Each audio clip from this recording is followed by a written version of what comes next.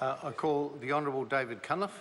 Mr Speaker, look, it's a pleasure to take a quick call in this committee stage on the Agricultural Compounds and Veterinary Medicines Amendment Bill 2015. Labor supports the bill, and I'd like to make a couple of comments from my perspective from the innovation portfolio. New Zealand is a primary sector-based economy. About 57% of all R&D undertaken in New Zealand is linked to the primary sector or takes place within the primary sector. This bill is germane to that process because it extends patent life for non-innovative new products up to 3 years, which is in addition to the 5 years additional data protection for innovative products that they have access to on top of their 20-year patents. So this bill puts us right in the middle of a well-understood continuum between ease of access to intellectual property on the one hand and the ability to generate a long-term sustainable return from the investment that's made in that property. Now, this is a bipartisan or largely bipartisan approach in this House to the bill, reflecting as it does the fact that you should always have your mobile phone turned off when in the House and at least on silent. Court. I think that's probably a shout at the next caucus meeting. Morning tea or something like that. And I think all caucuses have their rules. Certainly we do in select committees. But anyway, back to the conundrum, the well-known and well-tried conundrum of patent life versus innovation. Now, in most sectors, Mr Chairman, New Zealand's economic structure is characterised by large numbers of small companies, small and medium enterprises.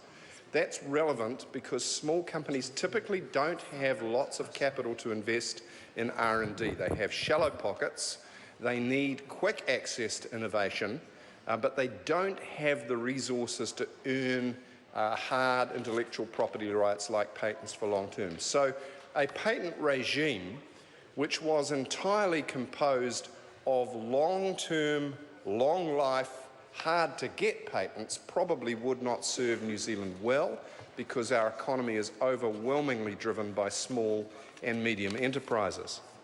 However, in the primary sector, we have more of a mix. Obviously, we have the world's largest single trader of dairy products.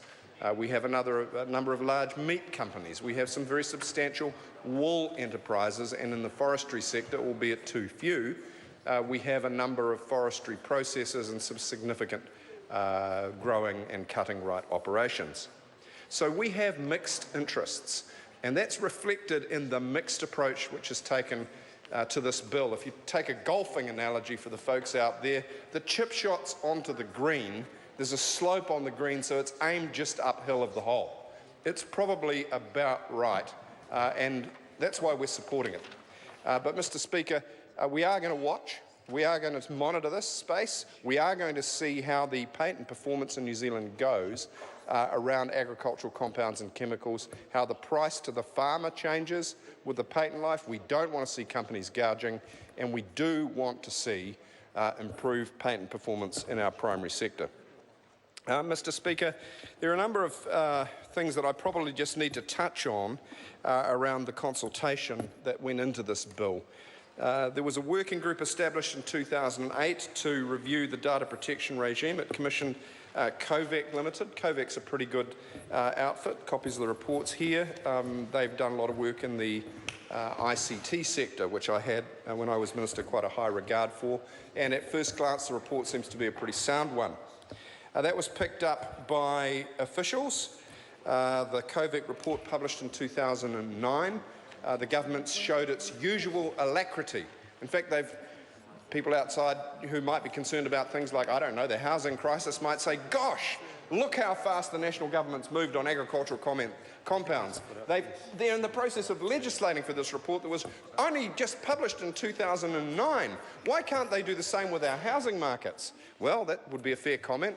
In the middle of a rampant housing crisis that's completely beggaring the family budgets of half of New Zealand, here we are taking nearly a decade to pass something about agricultural compounds. However, let's not get too overburdened by the bigger picture. What counts is that we're doing something here that is right. And as I say, it's a chip shot into an uphill green, halfway between long life patents that are hard to get and expensive and companies can't afford, but which do earn a sustainable return, and halfway between the green, which is small and medium enterprises having access enough to the process to be able to engineer it.